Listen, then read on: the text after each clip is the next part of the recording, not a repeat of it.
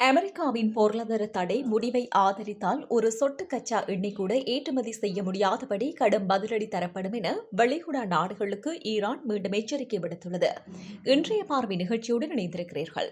Israel பிரதமர் Benjamin நெத்தன்யாகுவுக்கு 2 மகன்கள் உள்ள நிலையில் தனது மகன்களில் ஒருவரை ஈரான் கொலை செய்ய முயன்றதாக கூறி பரபரப்பை கிளப்பியுள்ளார். எனினும் ஈரான் இந்த முயற்சியில் எப்போது எங்கே ஈட்டப்பட்டது என்பது குறித்து விவரமாக எதையும் பெஞ்சமின் நெத்தன்யாகு கூறவில்லை. தனது மகன்களில் ஒருவரை கொலை செய்ய ஈரான் முயற்சி செய்ததாக இஸ்ரேல் பிரதமர் பெஞ்சமின் நெத்தன்யாகு தெரிவித்தார். இஸ்ரேல் செய்தி சேனல் ஒன்றுக்கு பேட்டி அளித்த பெஞ்சமின் நெத்தன்யாகு இது குறித்து கூறியதாவது: நம்பவே முடியாத சில நிகழ்வுகள் நடைபெற்றன. எனது மகன்களில் ஒருவரை ஈரான் குறிவைத்தது. ஒரு மகனை கொலை செய்யவும் ஈரான் முயன்றது என கூறினார். எனினும் பெஞ்சமின் நெத்தன்யாகு தனது இந்த குற்றச்சாட்டு குறித்து கூடுதல் தகவல் எதையும் பகிரவில்லை. கொலை முயற்சி எப்படி நடைபெற்றது அல்லது எப்போது இப்படியான ஒரு முயற்சியில் ஈரான் இறங்கியது என்ற விவரங்களை வெளியிடவில்லை. அதேபோல் இஸ்ரேல் பிரதமர் பெஞ்சமின் நெத்தன்யாகுவின் 2 மகன்களில் எந்த மகனை ஈரான் குறிவைத்தது என்றும் தெரியவில்லை. நெத்தன்யாகுவின் அவ்னீர் மற்றும் யாயிர் என 2 மகன்கள் உள்ள நிலையில் இதில் யாரை ஈரான் குறிவைத்தது என்ற விவரத்தை அவர் குறிப்பிடவில்லை. இஸ்ரேல் பிரதமர் தேர்தலில் பெஞ்சமின் நெத்தன்யாகுவை எதிர்த்து போட்டியிட திட்டமிட்டுள்ள காடி எய்சன்கோட்டிற்கு பாதுகாப்பு வழங்க இஸ்ரேலின் பாதுகாப்பு அமைப்பான ஷின்பெட் மறுத்துள்ளதாக வெளியான தகவல்களை வைத்து விவாதங்கள் எழுந்த நிலையில் பெஞ்சமின் நெத்தன்யாகு தனது மகன் குறித்து பேசியிருக்கின்றார். தனது குடும்பத்திற்கு வழங்கப்படும் பாதுகாப்பு என்பது ஆடம்பரமான ஒன்றல்ல எனவும் நெத்தன்யாகு கூறியிருக்கிறார். பெஞ்சமின் நெத்தன்யாகுவுக்கு 2 மகன்களும் ஒரு மகளும் உள்ளனர். அவரது மூத்த மகன் யாயிர் கடந்த 2024ஆம் ஆண்டு முதல் மியாமியில் உள்ளார். அவருக்கு இஸ்ரேல் பாதுகாப்பு அமைப்பான ஷின்பெட் பாதுகாப்பு அளித்ததாகவும் கூறப்படுகிறது. இளைய மகன் அவ்னீர் பெரும்பாலும் இஸ்ரேலில் தான் வசித்து வருகின்றார். இதேவேளை அடுத்த மாதம் தென்கொரியாவுடன் இணைந்து நடத்த திட்டமிட்டிருந்த சாங்சோங் கூட்டு நீர்நில தரையிறக்க பயிற்சியை அமெரிக்கா ரத்து செய்துள்ளதாக தென்கொரியா கடற்படை தெரிவித்தது. ஈரானில் நடைபெற்று வரும் போர் காரணமாக அமெரிக்க படைகளில் பற்றாக்குறை ஏற்பட்டுள்ளதன் காரணமாக இந்த நடவடிக்கை எடுக்கப்பட்டுள்ளதாக தெரிவிக்கப்படுகிறது. அமெரிக்க கடற்படை படைப்பிரிவு அளவிலான இந்த கூட்டு பயிற்சிகளுக்கு தங்களின் படைகள் பங்கு கொள்வதில் சிக்கல்கள் நிலவுவதாக ஜூன் மாதமே தென்கொரிய கடற்படைக்கு முறைப்படி தெரிவிக்கப்பட்டதாக சர்வதேச வட்டாரங்கள் தெரிவிக்கின்றன.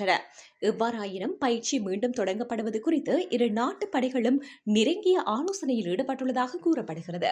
இதேவேளை அண்மையில் முடிந்த மற்றொரு வருடாந்திர கூட்டு ராணுவ பயிற்சியையும் அமெரிக்க ஜனாதிபதி டொனால்ட் ட்ரம்ப் திடீரென குறைக்குமாறு உத்தரவிட்டிருந்ததாக தெரிய வருகிறது. இதேவேளை அமெரிக்கா ஈரானுக்கு எதிராக வெற்றி பெற்று வருகின்றது என எனது கூற்றை அமெரிக்க ஜனாதிபதி டொனால்ட் ட்ரம்ப் மீண்டும் வலியுறுத்தியுள்ளார். ட்ரம்ப் தனது ட்ரூத் சோஷியல் சமூக வலைதள பதிவில் இதனை தெரிவித்திருக்கிறார். நாடாளுமன்ற தேர்தல்கள் நெருங்கி வரும் நிலையில் குடியரசுக் கட்சியினரின் மன உறுதியை குலைப்பதற்காக ஜனநாயக கட்சியினர் போலி கருத்து கணிப்புகளை வெளியிடுவதாக அவர் குற்றம் சாட்டினார். இதுகுறித்து அவர் தனது பதிவில் மேலும் தெரிவித்துள்ளதாவது: தீவிர இடதுசாரி ஜனநாயக கட்சியினர் போலி கருத்து கணிப்புகளால் வெறித்தனமாக செயல்படுகின்றனர். இதற்கு முன் கண்டிராத அளவிற்கு அவர்கள் அவற்றை வெளியிட்டு வருகின்றனர். குடியரசுக் கட்சியினர் வெளியே வந்து வாக்களிப்பதை தடுப்பதற்காக அவர்களின் மன உறுதியை குலைக்கும் நோக்கில் நடத்தப்படும் மன உறுதி குலைப்பு நடவடிக்கைகள் இவையாகும். ஆனால் உண்மையான கருத்து கணிப்புகள் நமக்கு சாதகமாக மிகச்சிறப்பாக உள்ளன. நமது நாட்டின் மன உறுதியும் முன்னப்போதும் இல்லாத அளவுக்கு உயர்ந்துள்ளது. பொருளாதார மற்றும் ராணுவ ரீதியாக வீழ்ச்சியின் விளிம்பில் இருக்கும் ஈரான் உட்பட அனைவருக்கும் எதிராக நாம் வெற்றி பெற்று வருகின்றோம். ஈரான் மீது மேலும் பல்வேறு பொருளாதார தடைகளை விதிக்க அமெரிக்கா தயாராகி வரும் நிலையில் அந்த நாட்டின் ரியல் பண மதிப்பு வரலாறு காணாத வகையில் திங்கட்கிழமை வீழ்ச்சியடைந்தது. முன்னதாக ஈரான் மீது வரலாற்றிலேயே மிக கடுமையான பொருளாதார தடைகளை விதிக்கப் போவதாக அமெரிக்கா கடந்த வாரம் அறிவித்தது. இதனைத் தொடர்ந்து ஈரானுக்கு எந்த வகையிலும் உதவிகளை வழங்கும் நாடுகளும் கடும் பொருளாதார விளைவுகளை சந்திக்க நேரிடும் என அதிபர் டொனால்ட் ட்ரம்ப் எச்சரித்தார். இதன் விளைவாக அந்நிய செலவாணி சந்தையில் அமெரிக்க டாலருக்கு நிகரான ரியால் மதிப்பு 20.2 லட்சமாக குறைந்தது.